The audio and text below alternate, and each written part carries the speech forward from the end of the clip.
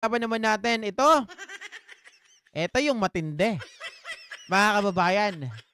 Ala, grabe! Eto na ha, yung mainit na balita ng away-away po ng mga DDS sa mga babae ni Digong. Mga kababayan, yung rumor dati na sabi po natin ay rumored girlfriend ni Digong. 'Di ba? Si Joey mismo ang nagsabi, hindi yan rumored. Ex-girlfriend yan talaga ni Digong Duterte. Dahil sabi natin, ayaw nating paniwalaan dahil yan nanggaling lang sa bibig ni Joey.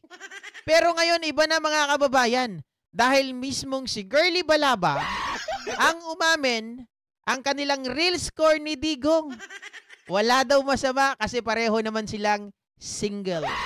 Yuhu! Yagba Doodles. Tumatayo pa ba yan? Ito. Gi-file, no? Naa siya kaso sa VAUSI. Oh. So, naa siya ka ng file, no? Naa siya kaso sa VAUSI. So, naa siya ka ng physical ba or psychological or economic abuse.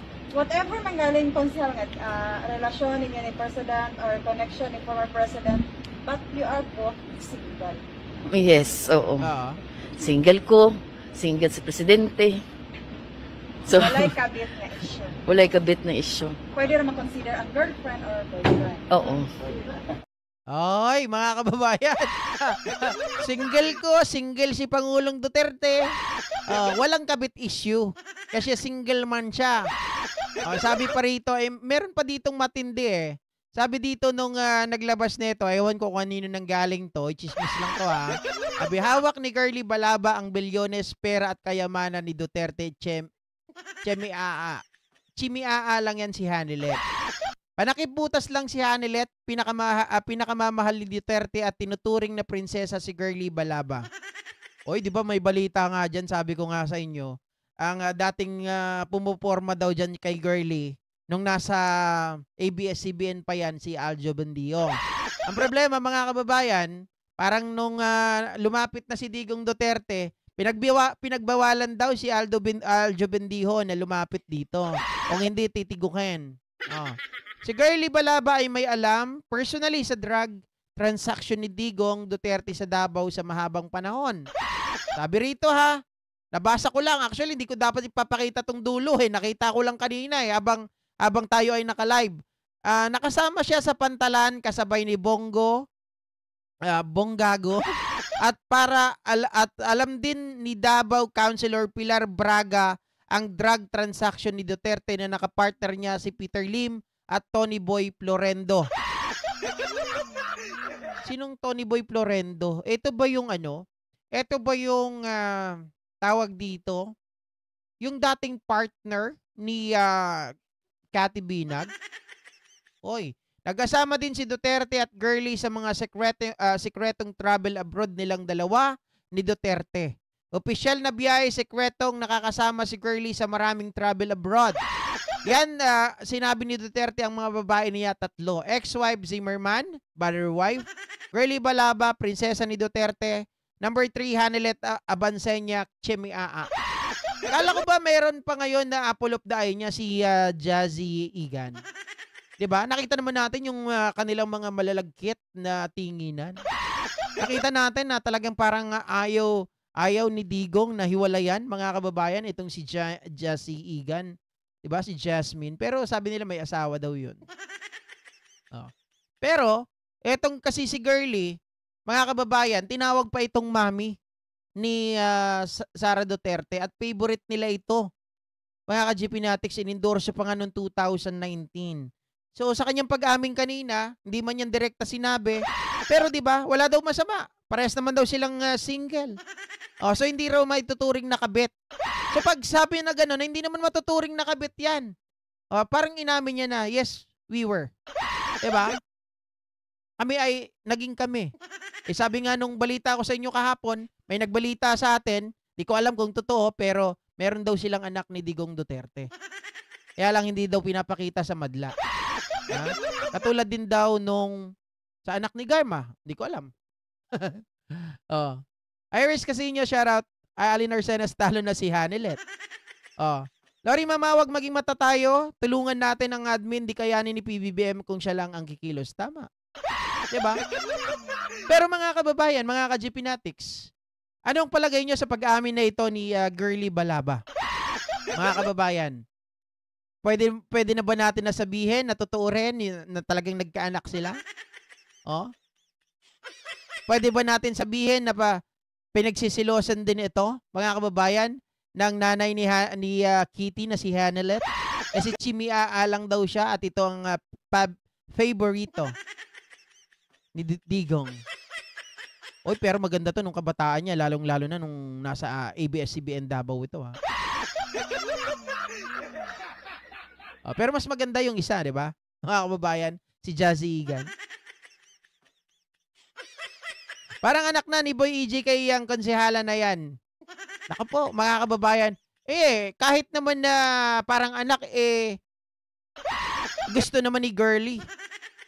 Oh, gusto niya, siya na nga nagsabi, mga kababayan, ito. File, no? Naa siya kaso sa VAUSI. So, naa siya ka ng physical ba or psychological? Hindi ko alam kung tinutukoy niya dito na VAUSI, si Zimmerman ba? O si Digong na hiniwalayan dahil doon or yung asawa niya dati? May asawa rin ata to dati. Hindi ko alam. Nanghula lang ako. Or economic abuse. Whatever manggaling konsel relasyon. Oy, grabe naman pangalan mo. Kaapelyedo pa kita. Jesus. Tapos Castillo. Palamura. Sorry. Hide na kita dito, ha. First time kita nakita dito. Mura ka pa ng mura. Any president or connection ni former president, but you are both single. Yes, oo. Single ko, single si presidente. So, walay kabit na issue. Walay kabit na walay issue. kabit na Pwede issue. naman consider ang girlfriend or boyfriend. Oo. Kita mo, tinanggap niya. Pwede rin consider ang girlfriend. Oo. Diba pag-amin yon mga kababayan, wala daw kabit issue kasi nga parehas silang single. Sabi niya, pwede bang consider girlfriend? Oo. So, ibig sabihin, may romantic relationship. Ayun naman, hindi nyo naman kailangan na graduate kayo. Hindi nyo kailangan po na doktor kayo. Hindi nyo kailangan na scientist kayo para maintindihan yung sinasabi. Although Bisaya. Pero naintindihan nyo naman. Diba? Sabi niya ganon. Walang kabit issue. Pares kaming single. Single ako. Single si Pangulong Duterte. Pwedeng consider as girlfriend? Oo, pwede. Open-minded si Girly. Kasi kung wala naman silang romantic relationship, sasabihin niya, mga kababayan, na wala talaga. Pero sabi niya, oo, pwedeng i-consider na girlfriend. Ibig sabihin, meron silang matamis na ugnayan. Diba? Paano na ang mother ni Wake and Bake? Kahit sila po ay, sabi kasi ng iba, sila daw ang common law wife. Pero syempre mga kababayan, again, hindi natin alam kung bakit ganito ang buhay ng mga Duterte. Kaya siguro inggit sila sa mga Marcos kasi yung Marcos, mga kababayan, ay walang mga ganitong issue. Diba? Vicente Luzano, pwede ba sabihin na siya sugar daddy ko? Sino? Si Digong? Kaka parang mas matindi pa si Boy EJ kay parang Erap. Hindi, ang pinakamadami talaga na may anak, ha, sabihin ko sa inyo, parang sino ba yung may pinakamaraming anak? Kalimutan ko na sa mga artista. Hindi ang Rebilla, ha. Mas may marami pa, mga kababayan na anak. Hindi ko alam kung si Jeric Rabal ba ata yun, yung pinakamaraming anak. Kalimutan ko Salvador? Di rin. Napapaisip tuloy ako. Ano kaya mapapala nila dyan? Di ba, Miss Talks? Oy, shoutout sa inyo, mga kababayan. Guys, paki-subscribe nyo rin po si Miss May. Miss Talks. Tropa po ni Tita Karks, ang California Ladies. Paimbestigahan bank account lahat ng babae ni Digong guys, halimbawa itong si Sara Duterte ay na-impeach. I believe, mga ka-GPnatics, it will link doon sa mga babae rin ni Duterte na baka mamaya sabi, oo nga pala. Sorry naman Sir Tony. Meron nga palang issue si Aimee kaya manotok. Sorry. Hindi rin si Dolphy ang pinakamarami. Hindi rin si Revilla. May mas marami pa dyan, guys. Hindi sila. Hindi sila yung may hawak ng pinakamaraming anak. Big Soto. Hindi, yan. Si Salvador, ang alam ko. Leroy Salvador. Oo. Yan, tama. Salvador Clan. Ang pinakamarami. Sila ang may hawak ng record. Tama yon, Salvador. Yan na. Siguro wala naman tayong issue dito. Wala tayong pagtatalunan, mga kababayan. Hindi nyo kailangan maging doktor, hindi nyo kailangan maging scientist para maunawaan ang sinasabi ni Girlie. Pwede daw. Consider as girlfriend. Diba? So may romantic relationship. May special sa kanilang dalawa. Ikaw, Sir GP, ako? Sabi ni Aisha rin Lagmay, ako? May pinakamaraming anak? Hindi, Grabe kayo, napakabait ko eh. Tatay ni Philip Salvador, tama. Si Don Ramon Revilla Sr., hindi po. Si tatay ni Philip ang pinakamarami. Alam nyo ba magkakapatid si Philip Salvador, tapos si Elizabeth Oropesa? Muntik pa yan, mga kababayan. May kwento yan na silang dalawa. Elizabeth Oropesa, Philip Salvador, hindi nila alam na magkapatid sila sa tatay. Ay, tatay ba o nanay? Basta something like that. Na magkapatid sila.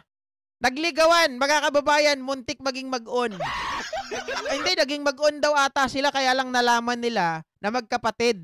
Etong dalawa, si Philip Salvador at si Elizabeth Oropesa. Yan facts yan. hindi yan na kwentong kalye. Lou Salvador. Ako, ang daming nakakakilala dito, mga kababayan. Ako, di ko kilala yun eh. Basta alam ko Salvador lang. Hindi si Dolphy. Alright? So anyway, mga kababayan, maraming salamat po muli sa inyong lahat. Magandang gabi at maraming salamat. Mag-ingat po tayo. Buyers. Kadiri ba yung mga babaeng pumapatol kay Digo? Guys, ganito lang yan. Kung may mga babae nga na pumapatol sa mga matandang mayaman madaling mamatay, same lang yung ganito.